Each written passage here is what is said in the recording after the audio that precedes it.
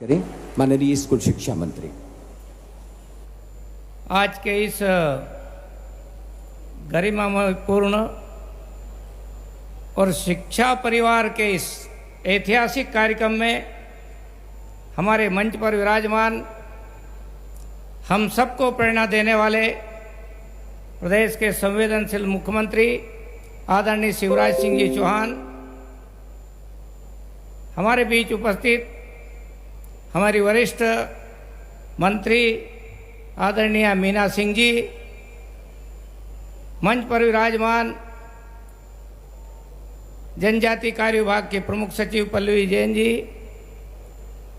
School शिक्षा विभाग की प्रमुख सचिव रश्मि मैडम, हमारे पतंजलि संस्थान के सम्माननीय अध्यक्ष भरत बैरागी जी, उपस्थित सभी अधिकारीगण और इस विशाल पंडाल में सभी विराजमान हमारे शिक्षक बंधु भगिनी, पत्रकार साथियों, आज का यह कार्यक्रम इस रूप में ऐतिहासिक है। हम जानते हैं कि अपने देश ने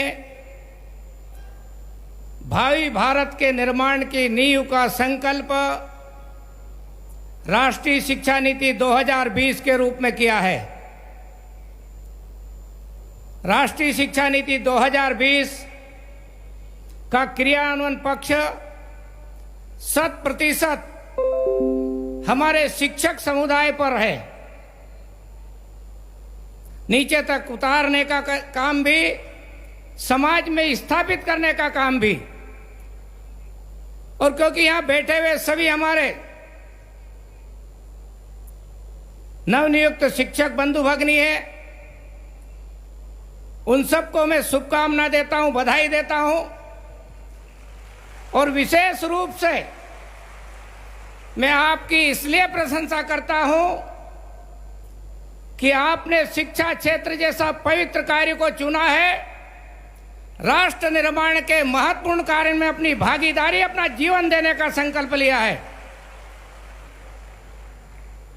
क्योंकि हम जानते हैं कि भारत की परंपरा में, भारत की विरासत में शिक्षक का एक विशेष स्थान रहा है। और शिक्षक केवल रोजगार के लिए नहीं है, शिक्षक एक व्यक्ति के निर्माण के लिए, मनुष्य के जीवन में बदलाव के लिए है। इसलिए हमारे देश में उसको राष्ट्र निर्माता कहा है। और भारत की परंपरा में हम चाणक्य का उदाहरण देख सकते हैं, समर्थ रामदास का उदाहरण देख सकते हैं, जिन्होंने शिक्षक की भूमिका में रहते हुए और ऐसे लोगों का निर्माण किया है जिन्होंने देश की एकात्मता के लिए अखंड भारत निर्माण करने में सारा सब कुछ न्यौछावर कर दिया। और इसलिए शिक्षक किसी विद्यार्थी के पीछे जब खड़ा हो जाता है तो उस विद्यार्थी के जीवन में बदलाव दिखने लगता है, परिवर्तन दिखने लगता है। यानी भारत की संस्कृति के परिप्रेक्ष्य में जब हम विचार करते हैं तो सभी व्यवस्थाओं से सर्वश्रेष्ठ हमारा शिक्षक होता है। समाज में उसको सम्मान भी वही होता था, प्रतिष्ठा भी वही होती थी। और इसलिए राष्ट्रीय शिक्षा नीति भी वही कहती है कि हमारे देश के शिक्षक इस देश के कर्णधार बनाने वाले हैं, ऐसी पीढ़ी तैयार करने वाले हैं जो दुनिया के सामने भारत को खड़ा कर सके। और मध्य प्रदेश की धरती पर भी हमारे देश, मध्य प्रदेश के मुख्यमंत्री शिवराज सिंह जी के चौहान के नेतृत्व में लगातार शिक्षा में बदलाव हो रहा है, परिवर्तन हो रहा है, नई शिक्षा नीति के अनुरूप हो रहा है। और मध्य प्रदेश ने कई सारे बदलाव पर काम करना प्रारंभ किया है। हम जानते हैं कि पिछले समय हमने सीएम राइस योजना पर काम प्रारंभ किया है। बहुत सारे शिक्षक साथी हमारे उसमें आप पढ़ाने के लिए जा रहे हैं। पिछला हमारा नेशनल अचीवमेंट सर्वे हुआ 2017 में होना था, जो विलंब से हुआ। 2017 के बाद जो 2020 में होना था वो थोड़ा विलंब से हुआ। लेकिन हम 17 पायदान पर 17 नंबर पे थे पिछले समय में, और इस साल का जो सर्वे हुआ उसमें हम 5वें स्थान पर आए हैं। और केवल इतना ही नहीं, जो महत्वपूर्ण बात इस सर्वे में है, यदि हम केवल सरकारी स्कूलों का सर्वे का आकलन करें तो हम देश में तीसरे स्थान पर रहेंगे। और इस सब का श्रेय हमारे शिक्षकों को जाता है, स्कूली शिक्षा विभाग के शिक्षकों को जाता है, जनजाति कार्य विभाग के शिक्षकों को जाता है। मैं उसके लिए आप सबको बधाई देना चाहता हूं, क्योंकि आपकी शुरुआत है। आपने शिक्षा में योगदान देने का महत्वपूर्ण निर्णय लिया है, और इसलिए वैश्विक सारे इस माहौल में शिक्षा का जो बाजारीकरण हो रहा है, उस बाजारीकरण से एक अलग दृष्टि, सकारात्मक सोच के साथ में पैदा करने की आज आवश्यकता है। और मुझे पूरा विश्वास है कि इस मध्य प्रदेश का जो शिक्षक समुदाय यहां पर बैठा हुआ है, शिक्षक में गौरव का भाव, हम राष्ट्र निर्माता है, हम व्यक्ति के जीवन का निर्माण करने वाले हैं, इस प्रकार का गर्व का भाव पैदा करने की जरूरत है। और इसीलिए आज का जो कार्यक्रम है, हम प्रशिक्षण तो अलग अलग जिलों में भी कर सकते हैं, आपने प्रशिक्षण प्राप्त भी किया है, लेकिन एक सामूहिक शक्ति, ज्ञान में उस शक्ति का संकल्प सामूहिकता के साथ में लेने की जरूरत है, एक माइंडसेट के साथ लेने की जरूरत है। और शिक्षकों में ही नहीं, केवल तो समाज में शिक्षा के प्रति सकारात्मक सोच आए, और शिक्षकों का सम्मान हमारे समाज में निर्माण होने की आवश्यकता है। और इसलिए सामूहिक रूप से माननीय मुख्यमंत्री जी की इच्छा के अनुसार हमने इस प्रशिक्षण अभियान की शुरुआत करने के लिए, ये सामूहिकता का भाव प्रकट करने के लिए एक शक्ति के रूप में, संकल्प के रूप में हम लेने जा रहे हैं। और इसके लिए भी मैं आप सबको शुभकामना देता हूं। हम सब जानते हैं कि कल एक ऐसे महान शिक्षक जो देश के राष्ट्रपति हुए, सर्वपल्ली राधाकृष्णन जी का जन्मदिन है। उनके जन्मदिन को हम शिक्षक दिवस के रूप में स्वीकार करते हैं। मैं उसके लिए भी आपको शुभकामना देता हूं, बधाई देता हूं। लेकिन निश्चित रूप से एक बड़ा जो काम हमारे सामने है, सबसे बड़ा, हम कैसे पढ़ाएंगे, किस प्रकार पढ़ाएंगे, सीखने की वृत्ति कैसे बनेगी। पहले सिखाने का काम था, अब सीखने पर हमारी शिक्षा नीति जोर दे रही है। और इसलिए हम ऐसे नागरिक निर्माण करने का संकल्प लेकर के कि जो यहाँ के देश के लिए, समाज के लिए, और इस साल क्योंकि देश ने आजादी का 75वीं वर्षगांठ मनाने का काम किया, हमने अमृतोत्सव मनाया है, पूरे साल भर गतिविधि चलने वाली है। आप सबने उसमें बढ़ चढ़कर भाग लिया है, उसके लिए भी मैं आपको बधाई देता हूं। लेकिन एक बात और मैं कहना चाहता हूं अपनी ओर से कि 2047 का भारत, जब भारत अपनी स्वर्ण जयंती मनाएगा, जब 100वीं वर्षगांठ मनाएगा, तब का भारत कैसा होगा, उसका चित्र बनाने की जवाबदारी भी एक छात्र के जीवन में बदलाव ला करके हम सबकी है, आप सबकी है। और मुझे विश्वास है कि भारत का संकल्प आत्मनिर्भर भारत, भारत के प्रधानमंत्री नरेंद्र मोदी जी के नेतृत्व में जो एक आंदोलन का रूप ले रखा है, शक्तिशाली भारत, सामर्थ्यवान भारत। और केवल इतना ही नहीं, अब भारत वो भारत नहीं होगा कि जो केवल अपने देश के लोगों की भूख मिटाने के लिए काम करे।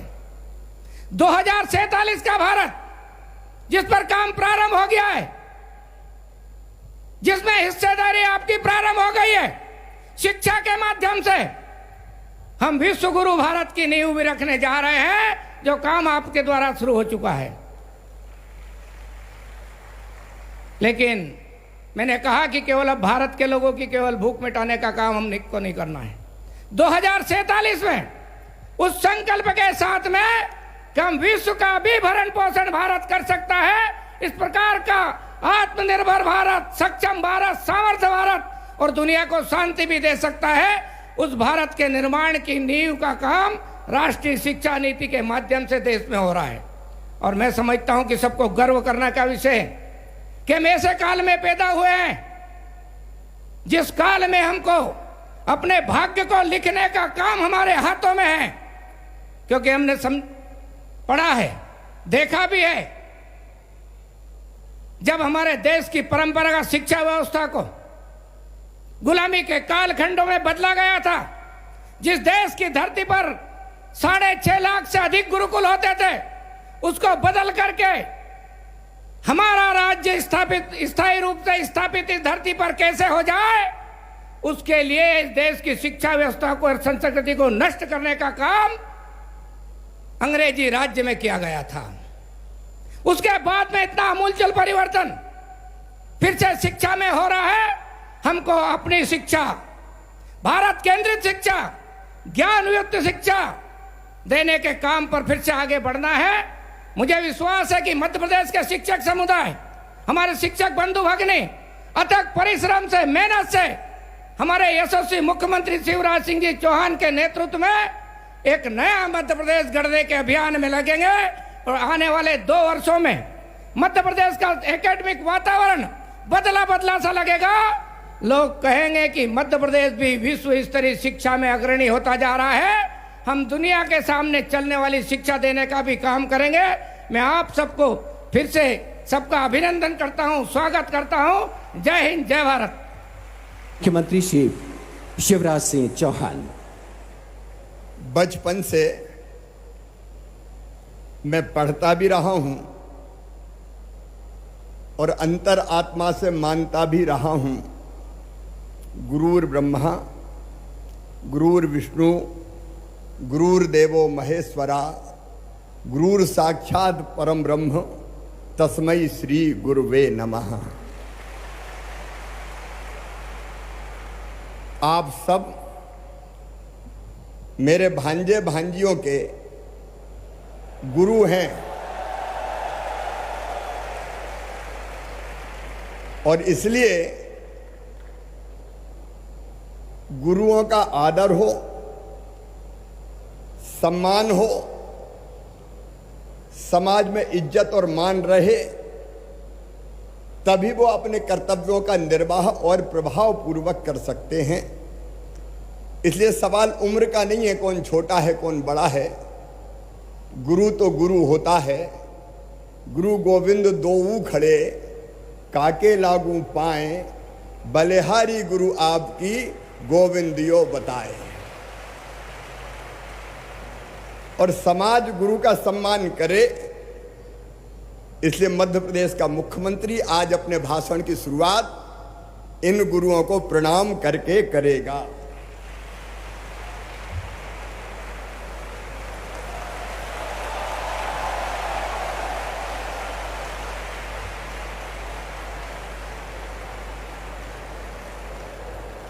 ये मैंने हृदय से किया है, अंतर आत्मा से किया है।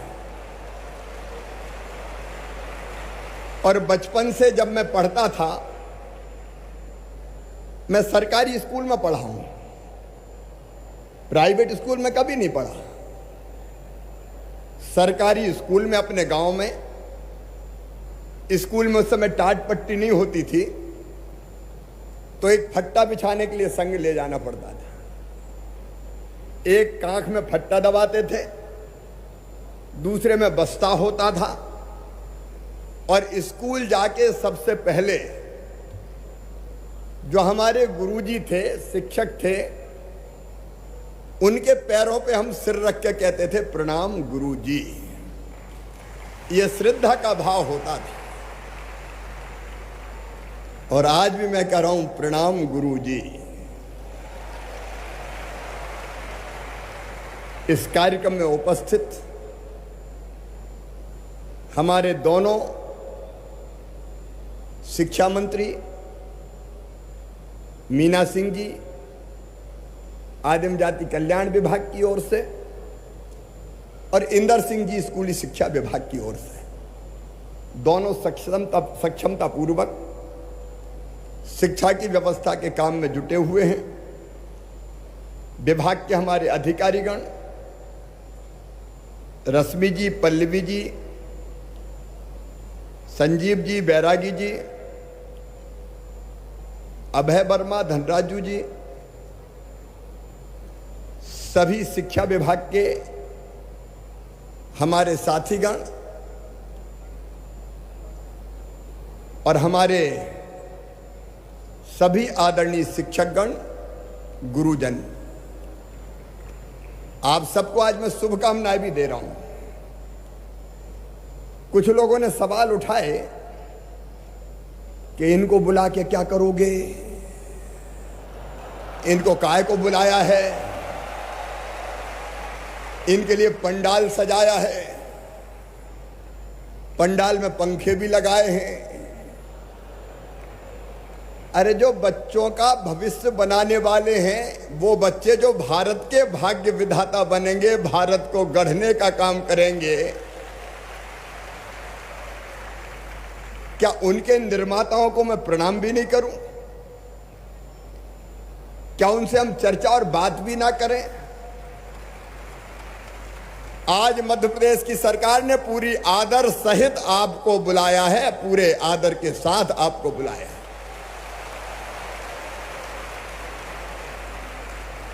और मुख्यमंत्री मतलब मध्य प्रदेश के प्रथम सेवक के नाते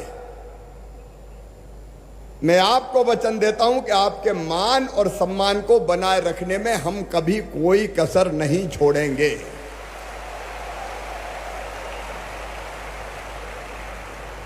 देखिए, एक जमाना था जब शिक्षा की पूरी व्यवस्था चौपट कर दी गई थी। गुरुजी, शिक्षाकर्मी, अब पता नहीं कितने वर्ग बन गए और उसके कारण विद्यार्थियों का भविष्य भी चौपट हुआ और शिक्षा की व्यवस्था भी चौपट हुई है। मैं पहले सांसद था, एक स्कूल में मैं गया था। बच्चों से जुड़ना मुझे बचपन से बहुत अच्छा लगता है, तो मैंने एक बच्चे से सवाल पूछ लिया स्कूल में जाके कि बेटा बताओ गंगा जी कहां से निकली? तो वो अचकचा गया और फिर कहा विंध्याचल में से निकली। तो मैंने जो गुरुजी पढ़ा रहे थे उनसे पूछा, गुरुजी मतलब एक कैडर होता था, ये गुरुजी का मतलब संपूर्ण गुरुजी नहीं। बीच में आप में से कुछ को पता नहीं होगा, गुरुजी, शिक्षाकर्मी, ये सब व्यवस्था बन गई थी।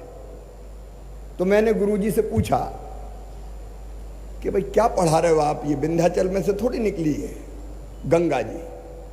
तो उनका उत्तर था कि 500 रुपया में तो साहब वो गंगा जी विंध्याचल में से ही निकलेगी।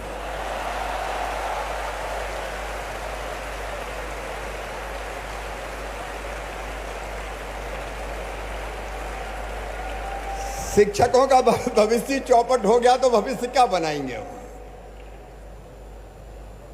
उस व्यवस्था को सुधारने की लगातार कोशिश करते करते करते अब इस मुकाम पर पहुंचे हैं। मैंने गुरुजी के नाते आपको प्रणाम किया है, लेकिन आप मेरे प्यारे छोटे भाई बहन भी हैं और हम परिवार में इकट्ठा हैं, और इसलिए राज्य की जो अपेक्षाएं हैं आपसे, वो भी मैं आपसे शेयर करना चाहता हूं। एक बात की और उद्घोषणा यहां खड़े होकर मैं करता हूं, शिक्षक नौकर नहीं है, शिक्षक निर्माता है, निर्माता।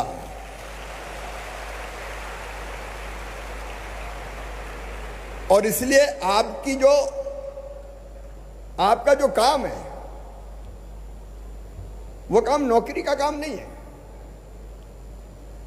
आप ये भूल जाओ कि आप कोई नौकरी करने वाले शासकीय सेवक हैं। आप बच्चों का भविष्य गढ़ने वाले गुरु हैं, और मैं अच्छी तरह जानता हूं आप जैसे बच्चों का भविष्य गढ़ेंगे, बच्चे वैसे ही आने वाले समय में भारत गढ़ के दे देंगे, मध्य प्रदेश बना के दे देंगे। यह दायित्व बहुत बड़ा है, यह छोटा नहीं है मित्रों, और हमारी जिम्मेदारी है कि हम अपने आप को इस दायित्व के अनुरूप खुद को गढ़ लें।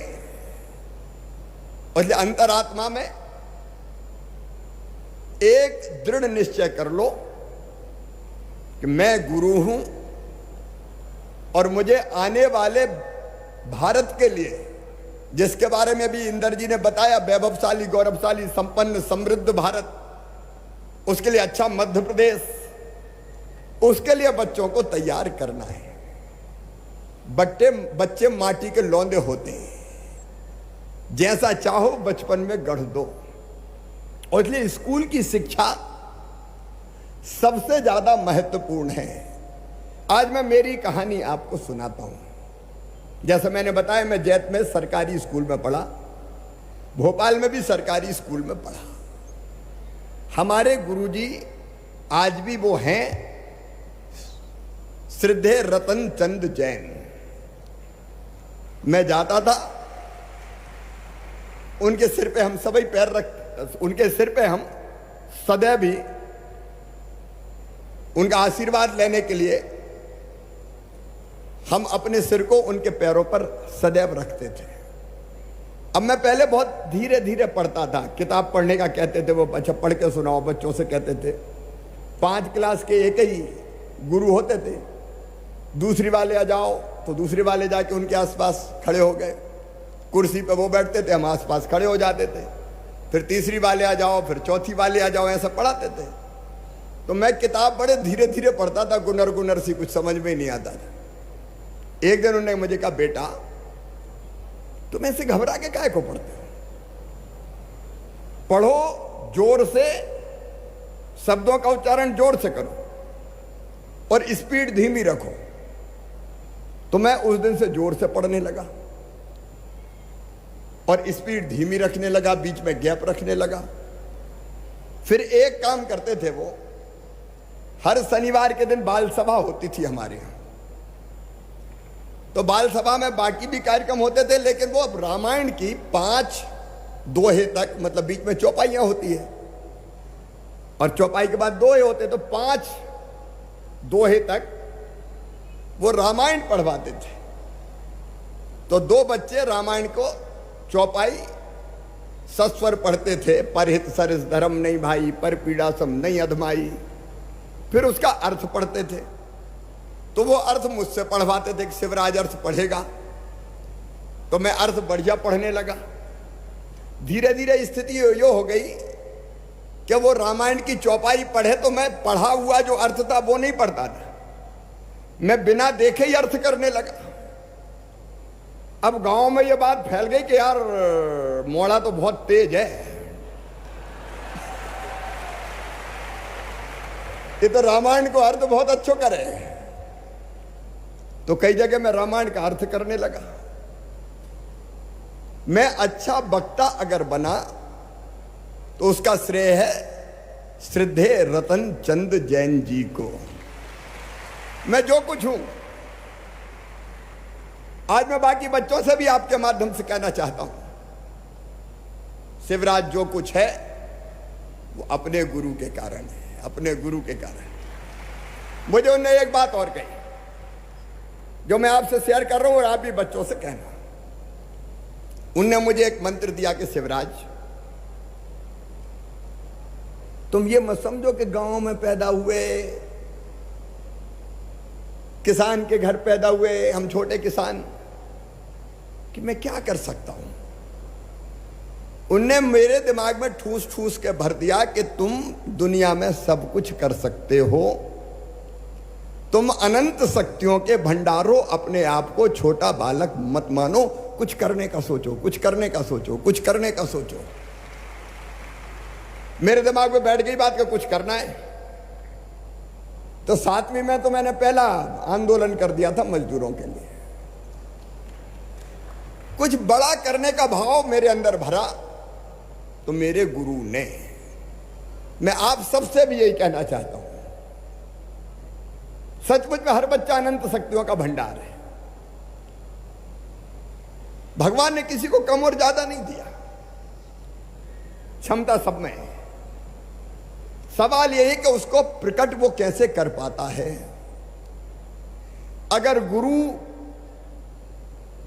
ठीक मिल जाए तो बच्चे की क्षमता का प्रकटीकरण हो जाता है और वो डॉक्टर राधाकृष्णन, बाबा साहब अंबेडकर, एक नहीं अनेकों महापुरुषों जैसा बन जाता है। हर बच्चे में क्षमता है, लेकिन उसके पहले एक आग्रह मैं आपसे करना चाहता हूं। देखो, एक तो यह कि जैसे तैसे 10 से 5 तक पढ़ाना है,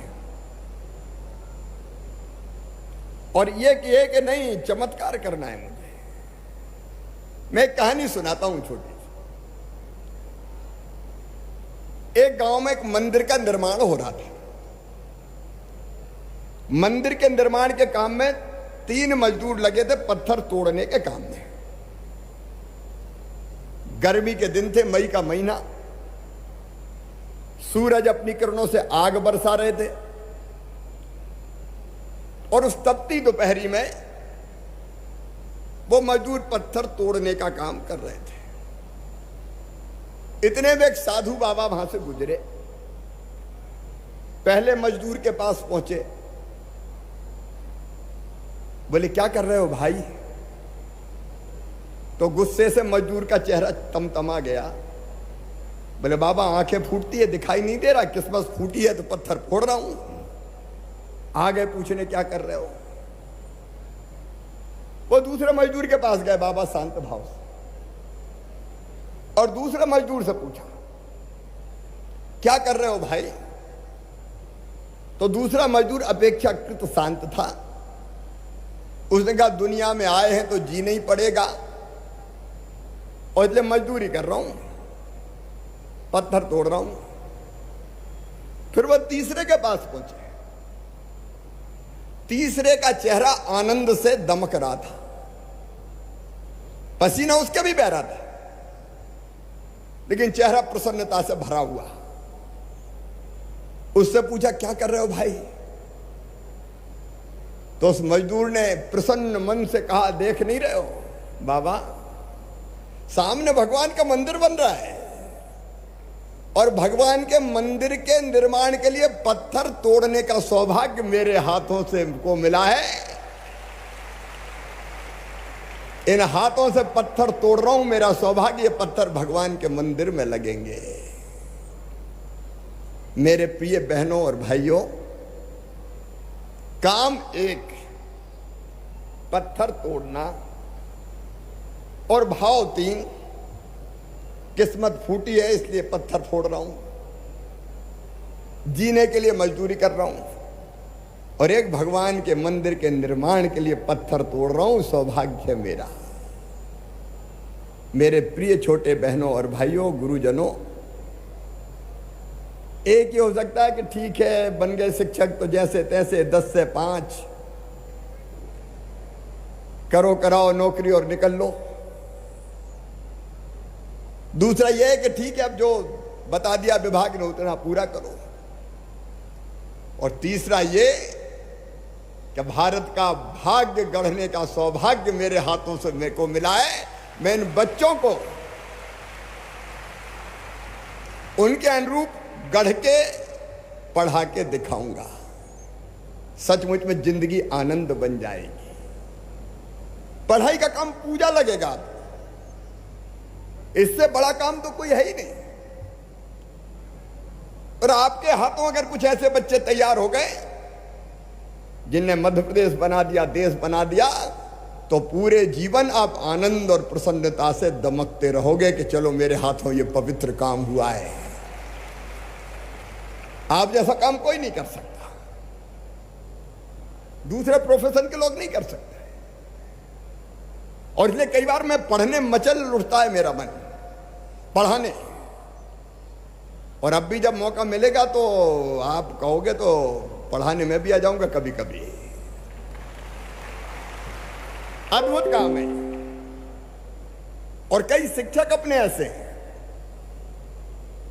जो सरकारी स्कूलों के चमत्कार कर रहे हैं, आज भी हैं, ऐसा नहीं है कि नहीं है। अभी आपको यहां बता रहे थे शिक्षा मंत्री कि हम 17वें से 5वें नंबर पे आ गए, सरकारी में 3रे नंबर पे, और मुझे विश्वास है आप सबके प्रयास से हम पहले नंबर पर भी शिक्षा में पहुंचेंगे। मनमोहन विश्वकर्मा माध्यमिक विद्यालय गेहूंखेड़ी ब्लॉक नरसिंहगढ़, सीखने का आनंददायी माहौल उन्होंने खड़ा किया। बच्चे स्कूल आने मचलते हैं, भगते नहीं हैं। टेक्नोलॉजी से जोड़कर आईसीटी के माध्यम से शिक्षण उन्होंने शुरू किया, प्रेजेंटेशन स्किल डेवलप की, और जनता के सहयोग से स्कूल को बदल कर रख दिया। Pen, copy, register, computer, T guard सबकी व्यवस्था कर ली। अब मेरे पास कई कहानियां हैं। लिदौरा दमोह के माधव पटेल, रघुनाथपुर राजगढ़ की श्रीमती ममता शर्मा, तूमड़ा नरसिंहपुर के हल्के वीर पटेल, शासकीय प्राथमिक विद्यालय कागदीपुरा के सुभाष यादव, बैहर बालाघाट के जयंत खांडवे, पुलिस लाइन शासकीय हाई स्कूल के श्री शहडोल के संतोष मिश्रा, एकलव्य विद्यालय के बीएम तिवारी, संदीप त्रिपाठी जी। समय कम है, इनकी कहानियां मैं रटता हूं और लोगों को सुनाता हूं कि शिक्षक हो तो ऐसे हो जो स्कूल बदल देते हैं, बच्चों को बदल कर रख देते हैं। और मेरे प्रिय मित्रों, शिक्षा के 3 उद्देश्य होते हैं नई शिक्षा नीति में भी जो बताए गए हैं। आदि गुरु शंकराचार्य जी महाराज कहते थे, सा विद्या या विमुक्तये, जो मुक्ति दिलाए वो शिक्षा है, यही लोक में और परलोक में। इसका मतलब यह नहीं केवल मुक्ति के लिए काम करो, अर्थ इसका यह कि जो मनुष्य को संपूर्ण बनाए वो शिक्षा है। स्वामी विवेकानंद जी महाराज कहा करते थे, शिक्षा वो है जो मनुष्य को मनुष्य बना दे, मनुष्य बना दे। और अगर इन कसौटी पर देखें, हमारे प्रधानमंत्री श्रीमान नरेंद्र मोदी जी के नेतृत्व में जो नई शिक्षा नीति बनी है, मोटे तौर पर मैं उनको 3 उद्देश्य उसके है, मैं 3 उद्देश्यों में बांट कर देखता हूं, मैं आपसे शेयर करना चाहता हूं। नंबर 1, शिक्षा का काम है ज्ञान देना। नंबर 2, कौशल देना। नंबर 3, नागरिकता के संस्कार देना। अब ज्ञान आप सब समझते हैं, इतिहास का, भूगोल का, गणित का, विज्ञान का, भाषा का, जो पीढ़ियों से संचित ज्ञान है उसको हम इस पीढ़ी को ट्रांसफर कर दें, ज्ञानवान बना दें। जो काम हम करते हैं उसको हम कैसे इस ढंग से पढ़ाएं, रटंत विद्या ना बने। अनेकों रोचक तरीके, रोचक तरीकों से कैसे बच्चों को पढ़ा सकते हैं और मूल कॉन्सेप्ट को समझें। अगर कॉन्सेप्ट ठीक से उन्हें समझ लिया तो रटने की जरूरत नहीं पड़ेगी। विषय समझ में आ गया, वो रटेंगे नहीं, वो उसमें इतने प्रवीण हो जाएंगे कि अपने ढंग से फिर उसको कहेंगे, समझ जाएंगे, तो फिर वो संपूर्ण हो जाएंगे। एक ज्ञान देने का काम, वो काम आप दे रहे हैं। आपको कई तरह के प्रशिक्षण भी दिए जाते हैं, अलग अलग प्रशिक्षण भी हो रहे हैं, तो ज्ञान देने का काम हमको करना ही है।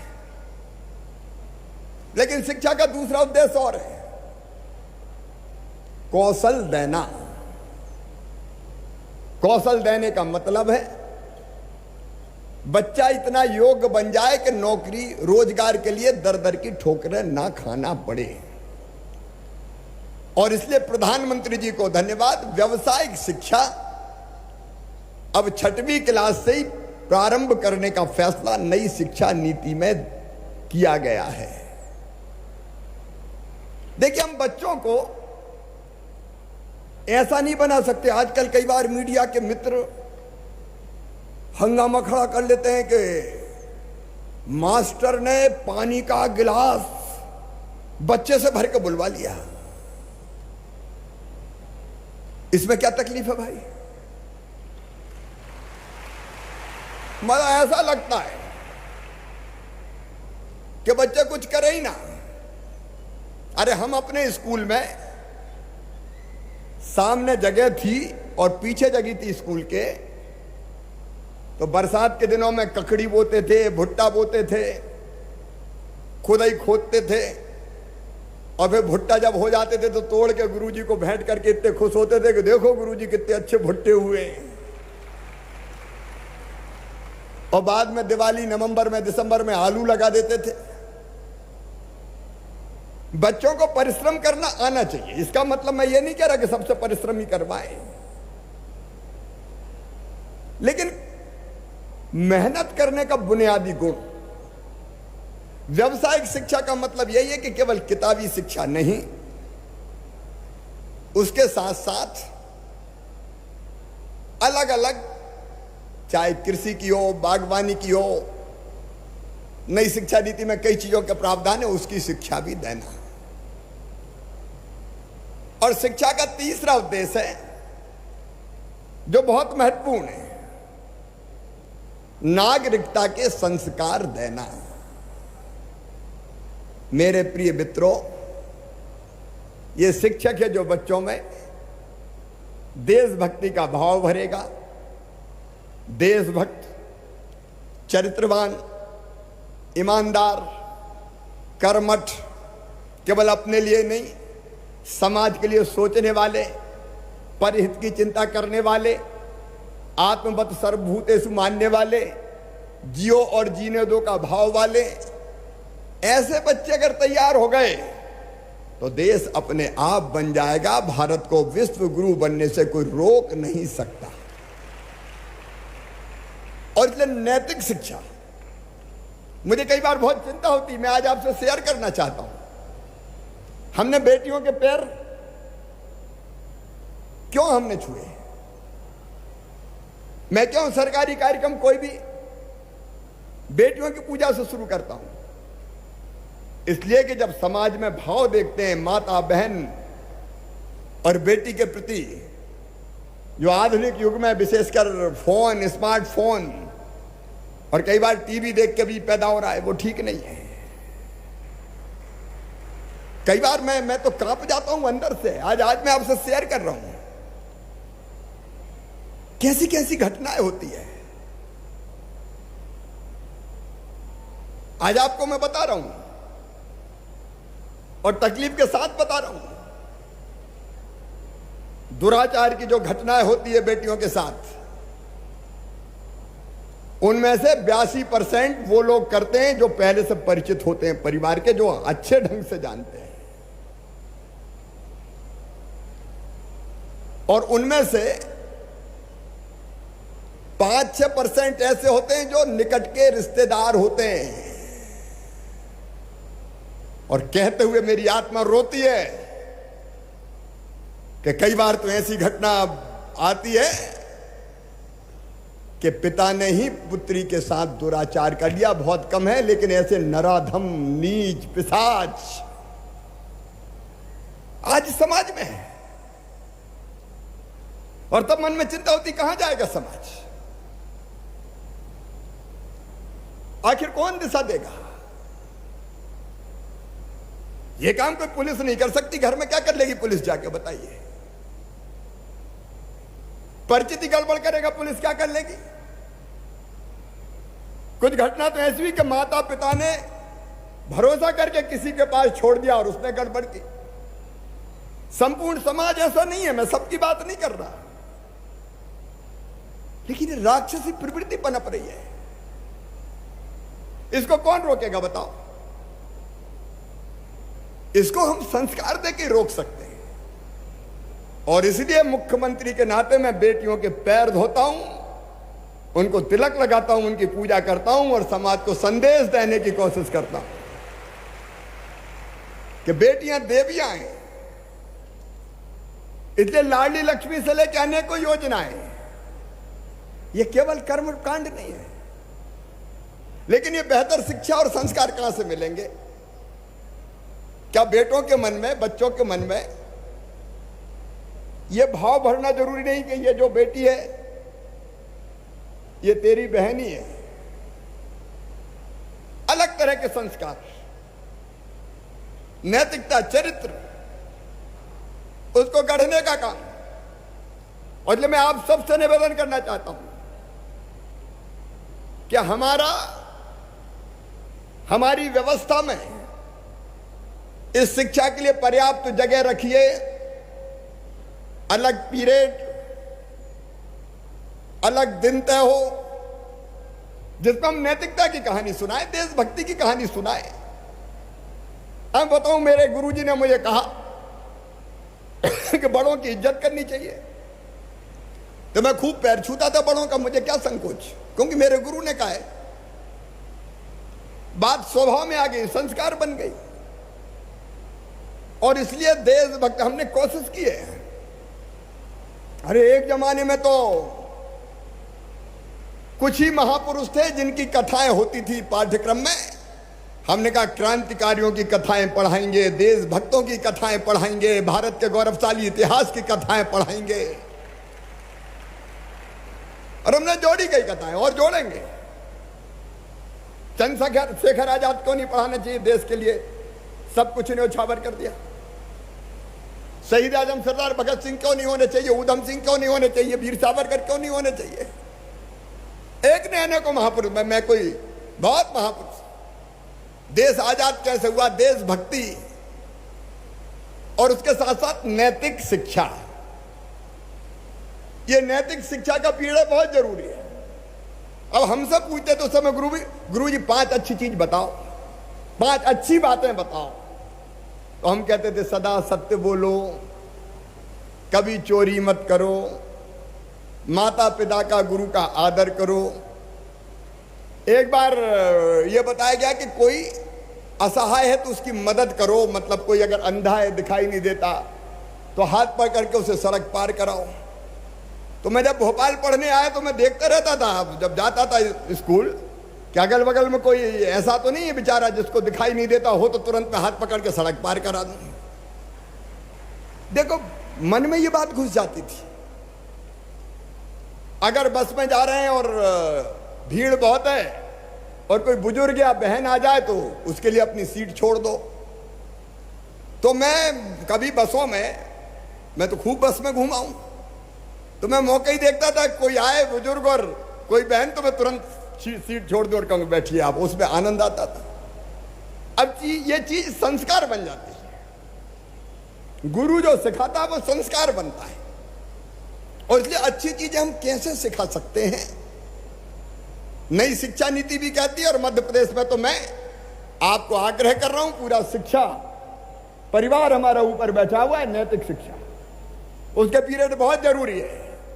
और एक दिन बिना बस्तई के शिक्षा वैसे ही आओ, किताबों का बोझ घर धरे आओ, बिना किताब के आओ, और वहां फिर नैतिक शिक्षा और अच्छे गुण सिखाने का काम करें। यह नागरिकता के संस्कार है। और एक बालक की क्षमता का प्रकटीकरण, उसमें कोई चीज है तो हम कैसे उसको और उत्साह बढ़ाएं। अरे तू तो बहुत अच्छा बोल सकता है, तो उसकी हिम्मत बढ़ेगी, वो अच्छा वक्ता बन जाएगा। अरे तू तो बहुत अच्छा गा सकता है, वो गाने की कोशिश करेगा, हो सकता है बहुत अच्छा गायक बन जाए। तुम तो बहुत अच्छा बजाते हो सकता है वो बहुत अच्छा वादक बन जाए, संगीतकार बन जाए। तुम तो दौड़ते अच्छे हो, और कोशिश करो, हो सकता है वो कल ओलंपिक में मेडल ही ले आए। ये बड़ी बातें नहीं है। नसरुल्लागंज की मंडी में एक बेटी मछली पकड़ने का काम करती थी। अभी की घटना, कावेरी नाम है ना उसका, कावेरी। अब उसमें नाव चलाने की, नाव पे मछली पकड़ने जाती थी। तो क्षमता देख के उसको प्रेरित किया कि नाव चला दे। अब वो धीरे धीरे नाव के चलाने में राष्ट्रीय अंतरराष्ट्रीय मेडल जीत के ला रही है। उसको प्रेरित किया कि कर। तो ये बच्चे के अंदर अगर कोई प्रतिभा है तो वो प्रतिभा कैसे प्रकट हो उसको गढ़ दो। धीरे धीरे उसको हिम्मत बढ़ाओ, हौसला बढ़ाओ। और आपको कोई एक्स्ट्रा ऑर्डिनरी ऐसा दिखे तो विभाग से संपर्क करो, नहीं तो मामा को भी सीधे लिख के भेज दो कि ये बच्चा बहुत अच्छा दिख रहा है, इसकी कुछ मदद होनी चाहिए। तो हम कई बच्चे बना सकते हैं इसे। इसलिए प्रतिभा का स्वाभाविक प्रकटीकरण केवल इसके लिए नहीं 2 दूनी 4, 4 दूनी 8, 8 दूनी 16, 16 दूनी 32। अब वो तो पढ़ा नहीं है, लेकिन उसके साथ साथ उसके अंदर जो प्रतिभा है किसी भी क्षेत्र की, उसका प्रकटीकरण। अब हम धीरे धीरे कोशिश करेंगे। बोर तो नहीं हो रहे? बोलू ना अभी? धीरे धीरे हम कोशिश करेंगे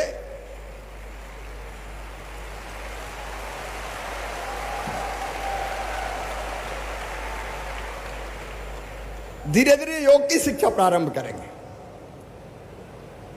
और उसकी ट्रेनिंग भी आप में से कई लोगों को देंगे। योग, व्यायाम, प्राणायाम ये बच्चों को निरोगी बनाएगा। और मैं सच कहता हूं, ये सब तरह की जो शिक्षा है वो देके बच्चों को आप गढ़ सकते हो। आज मैंने इसलिए बुलाया, एक बार सीधे, और आज नहीं, मेरी तो इच्छा है कि हर साल बुलाएं। अरे इतने कार्यक्रम करते हैं सरकारें, साल में एक बार शिक्षकों को प्रणाम क्यों ना करें, उनसे बातचीत क्यों ना करें, उनसे चर्चा क्यों ना करें। ये तीनों तरह की शिक्षा, ज्ञान, कौशल, नागरिकता के संस्कार के, और उसके साथ साथ प्रतिभा के प्रकटीकरण की। अब धीरे धीरे हम कोशिश कर रहे हैं। नहीं तो पहले तो स्कूल के भवन ही नहीं थे, अब भवन बड़ी संख्या में बढ़ रहे। सीएम राज स्कूल का कॉन्सेप्ट लेके आए, लेकिन मैं तो चाहता हूं हर विद्यालय वैसा हो। सीएम राज की भी कल्पना यह है कि 20-25 गांव के बीच में एक ऐसा स्कूल डेवलप हो जाए कि जिसमें इंफ्रास्ट्रक्चर जबरदस्त हो, लैब हो, लाइब्रेरी हो, स्मार्ट क्लास हो, प्ले ग्राउंड हो। बच्चों को हम भी शिक्षा दे सकें, जरूरत पड़े तो दिल्ली और भोपाल से विशेषज्ञ से भी शिक्षा दिलवा दें, उसकी स्वाभाविक क्षमता को प्रकट करवा पाए। कई तरह की कमियां हैं, उनको भी धीरे धीरे दूर करने की कोशिश कर रहे हैं। शिक्षा पे पहले तो 2% व्यय होता था, बजट का 12% हम खर्चा करने लगे ताकि ये साधन जुटाएं धीरे धीरे। तो सीएम राज में शिक्षा, लेकिन हर स्कूल सीएम राज जैसा बन जाए, कोशिश है। और एक बात है, मातृभाषा में शिक्षा। देखो, एक अंग्रेजी पढ़ाओ, आप भी सीखो, बहुत जरूरी है, सीखना चाहिए, कोई दिक्कत नहीं है। लेकिन एक बात मैं और शेयर आपसे करना चाहता हूं, बच्चों को अगर उनकी भाषा में पढ़ाओगे तो उनकी स्वाभाविक क्षमता प्रकट हो जाएगी, वो बहुत जल्दी समझेंगे और बहुत आगे बढ़ेंगे। अपना अंग्रेजी का भूत इतना हावी कर देते हैं बच्चों पे कि कई बार सब कुछ होती हुई अंग्रेजी उन्हें मार डालती है। वो एक अलग तरह के कॉम्प्लेक्स से ग्रसित हो जाते हैं, अंग्रेजी नहीं आई तो फिर क्या करेंगे। अरे मैं तो दुनिया के कई देशों में जाता हूं, धड़ल्ले से हिंदी बोलता हूं, जिनको समझना ट्रांसलेटर बोला और समझो अपनी भाषा में, हमें काहे की शर्म, अपनी हिंदी हम बोलेंगे। प्रधानमंत्री जी हिंदी में बोलते हैं। ये बिल्कुल इन्फीरियरिटी कॉम्प्लेक्स की जरूरत नहीं है। अरे अंग्रेजी नहीं आती, क्या करूं, नहीं आती तो नहीं आती। जिनको पढ़ाना उनको आनी चाहिए।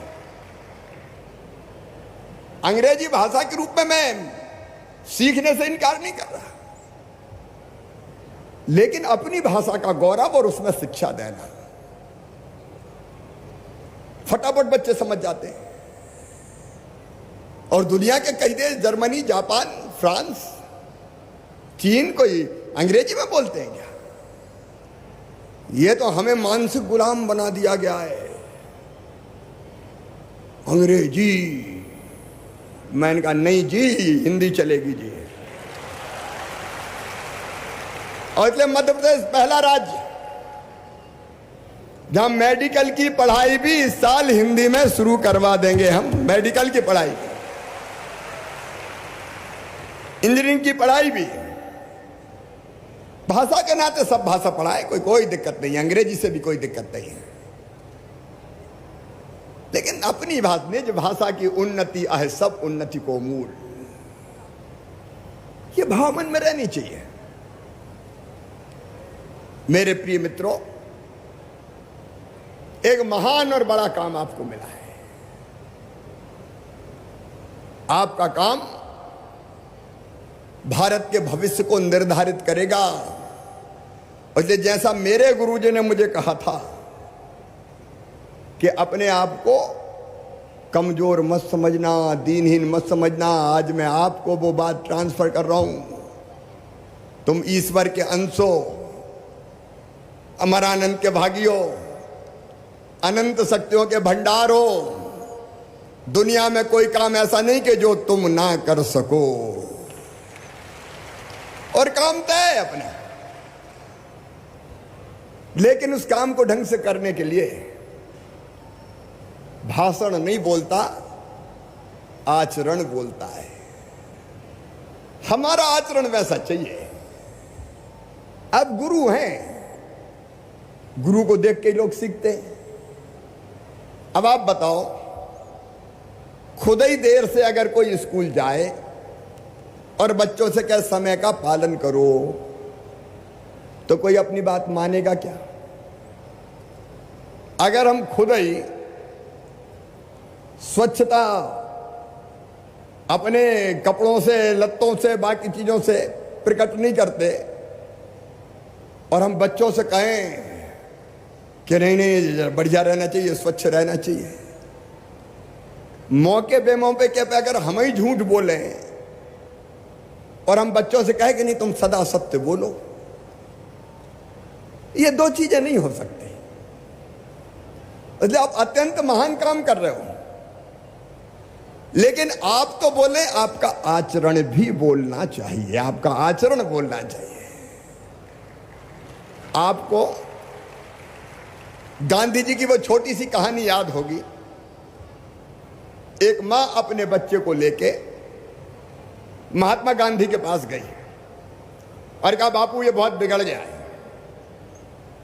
बापू उनका क्या हो गया? बोलिए रोज मीठा खाता, रोज गुड़ खाता, इससे कह दो कि गुड़ नहीं खाए। तो गांधी जी ने कहा कि ऐसा करो बहन कल आना। अब बहन कल लेके आई तो गांधी जी ने फिर कहा कल आना, ऐसे 6-7 दिन निकल गए।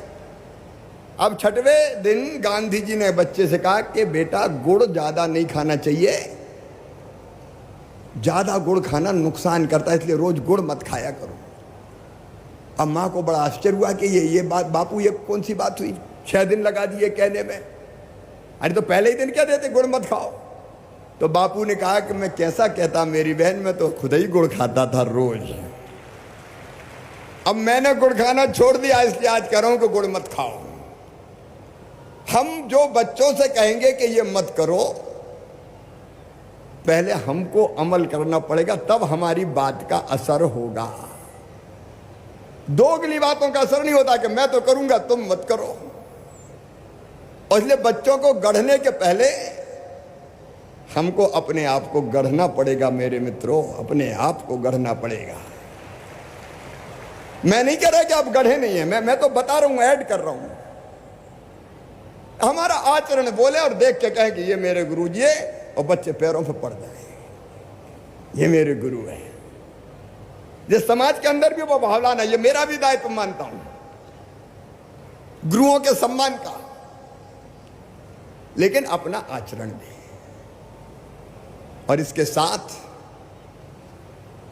प्रेरक ढंग से बच्चों को नए नए प्रयोग करके हम कैसे और बढ़िया पढ़ा सकते हैं और सिखा सकते हैं।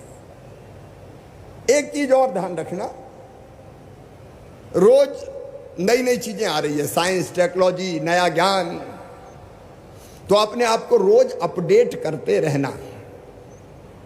और उसके लिए जरूरी है कि पढ़ाने के साथ साथ एक आध घंटा पढ़ने के लिए भी रखना। जमाना इतनी तेजी से बढ़ रहा है कि आपको खुद को अपडेट करना पड़ेगा कि ये जानकारी मुझे है कि नहीं। विभाग भी कोशिश करेगा, लेकिन विभाग की कोशिश के साथ अगर हम मेहनत करेंगे तो हम बच्चों को नई नई चीजें सिखा पाएंगे और बच्चों को बेहतर बना पाएंगे। अब मैं एक बात और बताता हूं, मैं मेरे स्कूल में जो होती थी और आपसे भी कह रहा हूं, एक बच्चों की कॉपी आप चेक करेंगे। हमने देखो एक फैसला कर लिया, पुराने जो शिक्षा नीति में जो फैसले हुए थे वो बहुत खराब थे। पुराने समय में ये हो गया था कि बच्चों से परीक्षा ही मत लो, पास करते रहो, बिना परीक्षा पास। अब 12वीं तक पास हो गया, 12वीं में जाके बैठे तो डब्बा बच गया, कुछ था ही नहीं। आकलन का कोई तरीका ही नहीं बचा। और हमने तय किया 5वीं की भी परीक्षा होगी, 8वीं की भी परीक्षा होगी और हर साल इंटरनल परीक्षा भी होगी। इनके बिना मूल्यांकन कैसे हो? पता नहीं कहां के मानवतावादी आ गए, बच्चों पे परीक्षा का बोझ नहीं। अब सीखेंगे नहीं तो फिर करेंगे क्या? इसलिए अपन तो परीक्षा करेंगे, 5वीं की भी करेंगे, 8वीं की भी करेंगे और बीच में इंटरनल भी हर साल होगी, ताकि बच्चों का स्तर पता चले और फिर समझा सके उनको जो होमवर्क आप दोगे घर पे, कॉपी जांचने का काम बहुत महत्वपूर्ण है। उसी में अगर लिख देते थे कि ये इतने में से इतने नंबर, ये चीज सही नहीं, गोला लगा दिया कहीं स्पेलिंग गलत है तो भाषा की अशुद्धियों जैसी छोटी चीज तत्काल बच्चों की समझ में आती है। अब मैं आजकल मुख्यमंत्री के रूप में वल्लभ भवन में प्रेजेंटेशन देखता हूं तो ये मेरे अफसर बैठे हैं, कई बार मैं टोक देता हूं, ये 7 षटकोण का नहीं 7 शक्कर का चाहिए। ये कैसे लिखा 7? क्योंकि मेरे गुरुजी ने मुझे पढ़ाया। तो ये जो चीजें हैं, और फिर एक जो हमारी पालकों से संवाद देखो, वो जरूर करना है। बेटा बेटी के बारे में पालकों को जानकारी देना, उसका एक सिस्टम बन जाए। पालक स्कूल आए, उसको बताएं, समझाएं कि बच्चा अच्छा है, इसमें अच्छा है, ये दिक्कत है बच्चे में, हम भी कोशिश कर रहे हैं, तुम भी कोशिश करो। तो समय पे आकलन हो जाएगा तो परिवार भी सहयोग करेगा बच्चों को ठीक करने में। मुझे लगता है कि और जितनी चीजें आपको ध्यान आएंगी नई नई प्रशिक्षण में भी बताई जाएंगी, तो और बेहतर ढंग से हम बच्चों को शिक्षित करके अच्छा नागरिक बना पाएंगे और अच्छे नागरिक ही अच्छे देश के निर्माता होंगे। अंत में मैं आप सबसे आग्रह पूर्वक कह रहा हूं, गीता के एक श्लोक याद रखना। मैंने बचपन से गीता जी पढ़ी है खूब। अच्छा कार्यकर्ता कौन? भगवान श्री कृष्ण से अर्जुन ने पूछा कि भगवान सात्विक कार्यकर्ता कौन? तो एक श्लोक कहा भगवान ने, मुक्त संगो अनहमवादी धृति उत्साह समन्विता सिद्धि असिद्धियों निर्विकारा कर्ता सात्विक उच्चते। मुक्त संगो मतलब जो सबको समान माने, सब बच्चों को समान मानना, कोई अप्रिय नहीं। थोड़ा ढीठ होगा, कई बार ऐसे बच्चे भी होते हैं, थोड़ा जिद्दी होगा, तो उसको भी प्रेम से समझा के, मना के, प्यार दे के उसको भी ठीक करना। तो मुक्त संगो। अनहमवादी मतलब प्रेम रखना, अहंकार अपने अंदर नहीं आना चाहिए। धृति मतलब धैर्य होना चाहिए। अब पढ़ाते पढ़ाते मेहनत करते करते कोई सीख ही नहीं रहा तो कई बार गुस्सा आ जाती है अपन को, भाड़ में जा, मुझे क्या करना। गुरु को तो हमेशा धैर्य पूर्वक शिष्य को बनाना और गढ़ना पड़ता है। और एक गुण और रखना, उत्साह। देखो बिना उत्साह के कुछ नहीं होता। कई लोग आपको हतोत्साहित करने आएंगे, अरे कहाँ चक्कर में लगे हो, दिन रात पढ़ाते ही रहते हो, तेरे पढ़ने से कोई भारत बन जाएगा क्या? ये भारत कभी सुधरने वाला नहीं है। ऐसे लोग भी होते हैं समाज में जो अपने आप को निरुत्साहित कर देंगे, छोड़ो छोड़ो यार मैं भी काय को करूं। सदैव उत्साह से भरे रहना और इसी संकल्प के साथ काम करना कि मेरे विद्यार्थियों को गढ़ना है ताकि वो भारत गढ़ के दिखा सके। ये दृढ़ संकल्प कभी समाप्त नहीं होना चाहिए हमारा। अपना देश अत्यंत प्राचीन और महान देश है। 5000 साल से ज्यादा ज्ञात इतिहास है हमारा। ये देश वो देश है जिसने आज नहीं हजारों साल पहले कहा, एकम सद विप्रा बहुधा वदंती सत्य। एक है विद्वान, उसको अलग अलग तरीकों से कहते हैं। ये देश है जिसके ऋषियों ने हजारों साल पहले कह दिया। संयुक्त राष्ट्र संघ बाद में बना, हजारों साल पहले कह दिया, अयम निजम पराबेत्ति गणना लघु चेत सामुदार चरिता नाम तू बस वैव कुटुंबकम। ये मेरा, ये तेरा, ये सोच छोटे दिल वालों का होता है। जो विशाल हृदय के होते हैं वो तो कहते हैं सारी दुनिया ही एक परिवार है। ये वो धरती है जिसने कहा आत्मवत सर्वभूतेषु, सबको अपने जैसा मानो, सिया राम में सब जग जानी। ये धरती वो है जिसने जिए और जीने दो का मंत्र दिया। ये धरती वो है जिसने कहा धर्म की जय हो, अधर्म का नाश हो, प्राणियों में सद्भावना हो और विश्व का कल्याण हो। ये धरती वो धरती है जिसने कहा सर्वे भवन्तु सुखिनः, सर्वे सन्तु निरामया, सर्वे भद्राणि पश्यन्तु मां कश्चित् दुख भाग भवेद। केवल मैं नहीं, सब सुखी हो, सब निरोग हो, सबका मंगल हो, सबका कल्याण हो। और आज गुरुजनों के प्रशिक्षण शिविर में इस डायस पर खड़े हुए मैं ये उद्घोषणा करता हूं कि भौतिकता की अग्नि में दग्ध विश्व मानवता को शाश्वत शांति के पथ का दिग्दर्शन अगर कोई कराएगा तो अपना भारत कराएगा, अपना देश कराएगा। उसके लिए मध्य प्रदेश तैयार करने और उसके लिए बच्चे तैयार करने। तो आपसे यही निवेदन है कि इस काम में परिश्रम की पराकाष्ठा करते हुए अपने आप को झोंक के लगाएं। मैं फिर आपका शुभकामनाएं देता हूं और एक विश्वास मैं आपको दिलाता हूं, आपका मान, आपका सम्मान, उस पर कभी आंच ना आए, इसके लिए सरकार कटिबद्ध रहेगी। बहुत बहुत शुभकामनाएं, प्रणाम। एक बार फिर से नमस्कार। मेरे साथ बोलिए भारत माता की, भारत माता की जय। मध्य प्रदेश, जोर से जय मध्य प्रदेश।